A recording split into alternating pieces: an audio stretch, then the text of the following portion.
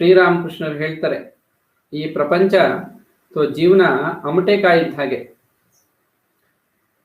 ಅದು ಸಿಪ್ಪೆ ಮತ್ತು ಬೀಜ ಎರಡೇ ಇರೋದು, ಅದರಲ್ಲಿ ತಿರುಳು ಅಂತ ಏನು ಇಲ್ಲ.